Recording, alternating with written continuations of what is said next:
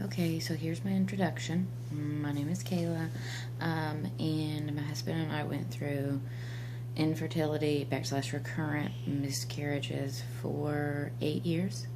And it was probably the hardest thing I ever had to go through in my life. I'm doing this because I realized that there's not very many vlogs out there of people who are willing to help other people and let them know that they're not by themselves. I know that I was, for lack of better words, addicted to chat forums when I was going through infertility because vlogging wasn't very popular and there wasn't very many people, actually even on the chat forums that I found, that were going through what I was going through.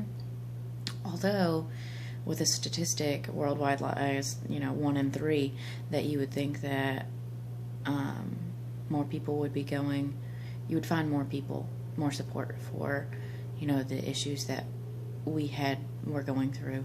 But it just doesn't happen. People don't like to talk about it, and for understandable reasons. It is very emotional, and it's hard to keep your emotions in check when talking about it. It's been several years now since my last miscarriage, and it is easier to talk about now.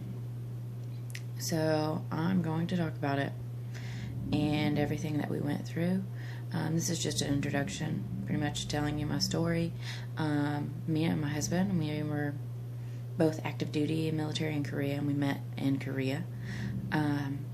We got married after having dating 6 months. Got engaged after having been dating 3 months, and then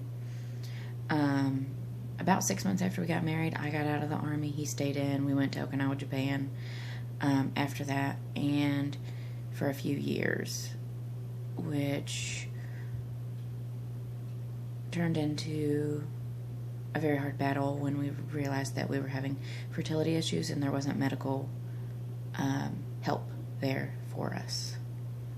So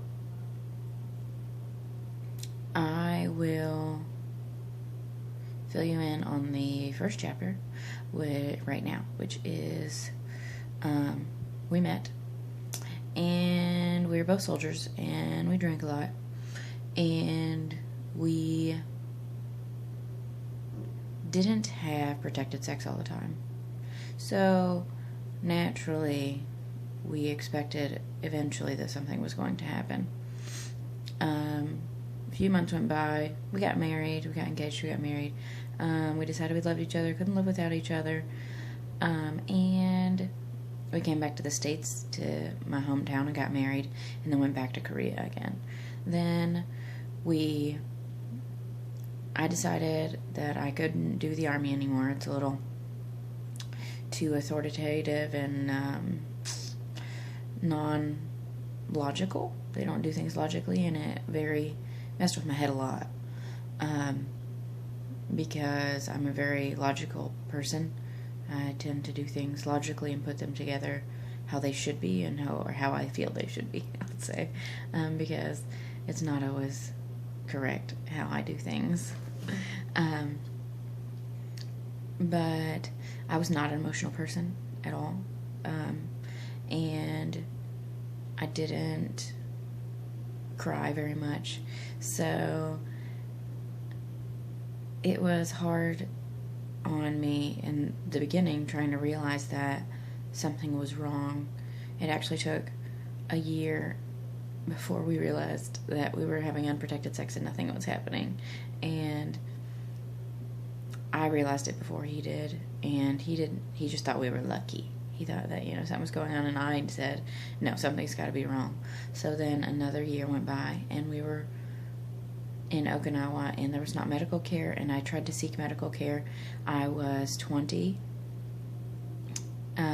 almost 21 at this point, and actually the doctors in Okinawa told me I was too young and not to worry about it, and that I would get pregnant in time, which I would have to say was probably the worst advice I ever got, because if I had started earlier, then things may have gotten figured out earlier.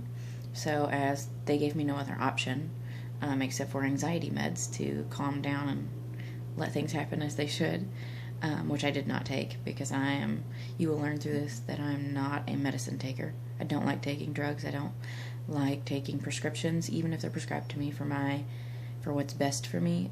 I'll take antibiotics, obviously, if I need them, but I don't take pain medicine very often, if at all. Maybe a Motrin every once in a while. I don't take artificial chemicals putting into my body because I don't feel like I need them. And my body should be well balanced on its own. Although, there was a time in Okinawa that I went a little crazy, knowing that they wouldn't do anything. And I was on this island with my husband, newly married, by ourselves. And it seemed like nobody cared that we were going through this infertility issue.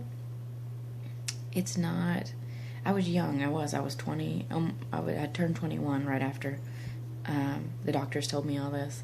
And I really didn't know what to do. I had searched things. This was back in 2004. I had searched things online as best as I could. I don't even think I knew about Google back then. I used Ask.com, I know, quite often in 2004, 2005. But I was not familiar with Google. I was not a very tech savvy individual. But I tried as much as I could to get support, and nothing seemed to work. So what did I do? I turned to, let's drink all the time and have fun, because we're young and obviously you can't have a kid right now. So me and my husband decided that, once we got back to the States and got everything figured out, that we would, pursue further options. After a little while on island, I started to go crazy, for lack of better terms. I was not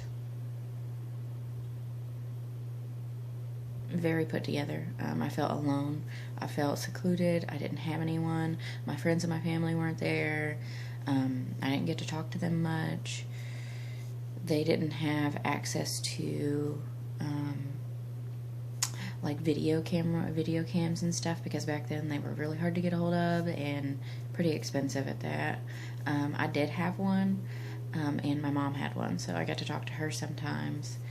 And some of my military friends that I had from the military had them, and I did talk to them, which helped a lot. And we did have our couple friends in Okinawa that I tried to talk to, but all of them were just as young as we were and weren't even considering, thinking